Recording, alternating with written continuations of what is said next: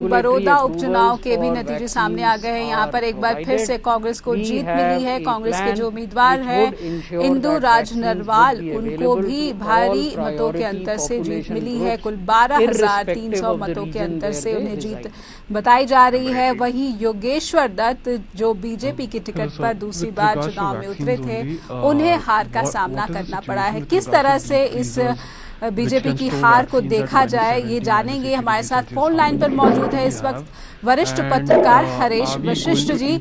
वशिष्ठ जी, सबसे पहले तो स्वागत करती हूँ आपका इस प्लेटफॉर्म पर। धन्यवाद आपका जी। कैसे देख रहे हैं आप बड़ौदा में जो हार मिली है बीजेपी को, इसे किस तरह से देख रहे हैं आप?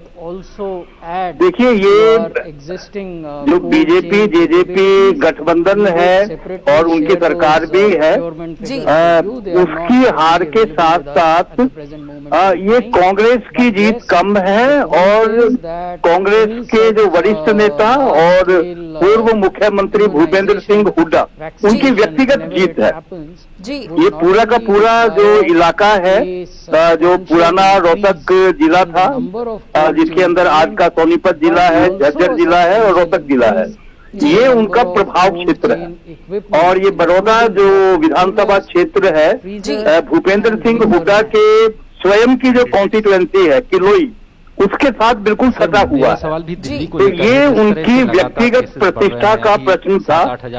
इसको कांग्रेस ने पार्टी के तौर पे नहीं, बल्कि भूपेंद्र सिंह हुड्डा है, उन्होंने व्यक्तिगत प्रतिष्ठा के तौर पर इस चुनाव को लिया।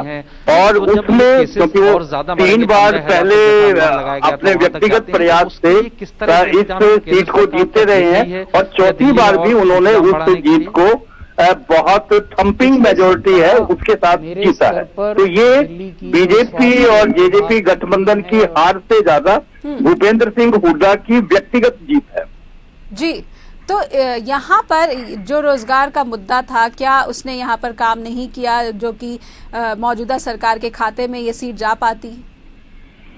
देखिए, ये जो अभी सरकार ने, हरियाणा सरकार ने निजी उद्योगों में 75% हरियाणवी जो युवक है उनको रोजगार देने का एक बिल पास किया जी। एक तो अभी ये बिल है, इसको थोड़ा लंबा समय लगना है, गवर्नर के पास जाएगा, हो सकता है राष्ट्रपति के पास भी जाए, तो धरातल पर अभी ये उतरा नहीं है। दूसरी चीज है, इस चुनाव के अंदर, बड़ौदा चुनाव में ये रोजगार है, ये बिल है, ये मुद्दा नहीं था जी। ये जो पूरा का पूरी जो कॉन्स्टिट्यूएंसी है, अगर आपको ध्यान हो, ग्रामीण क्षेत्र है, इसके अंदर ना एक शहर है ना ही कोई कस्बा है, 54 गांवों की एक ये कॉन्स्टिट्यूएंसी है। और इस कॉन्स्टिट्यूएंसी के अंदर जो एक बड़ी चीज है, बीजेपी का कभी प्रभाव नहीं रहा। पहले ये इनेलो का, लोकदल का गढ़ रहा और 2005 से फिर कांग्रेस, जब से भूपेंद्र सिंह हुड्डा का हरियाणा में उदय हुआ, तब से यहाँ कांग्रेस जीतती आ रही है जी। तो इसके अंदर जो मुद्दा था, वो मुद्दा, जो सबसे बड़ा मुद्दा था, वो मुद्दा था जातिवाद जी।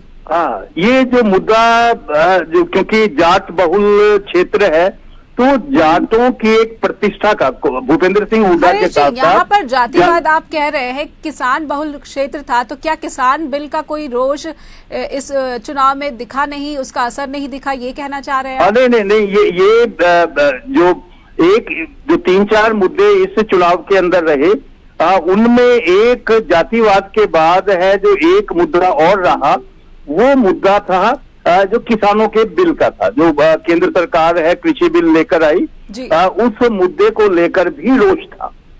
और जो इसके साथ साथ क्योंकि यहाँ से पिछले चुनाव के अंदर है कांग्रेस जीती थी, कृष्णमूर्ति हुड्डा है, वो यहाँ से विधायक थे, तो पिछले 5 साल में विकास का कोई काम नहीं हुआ जी।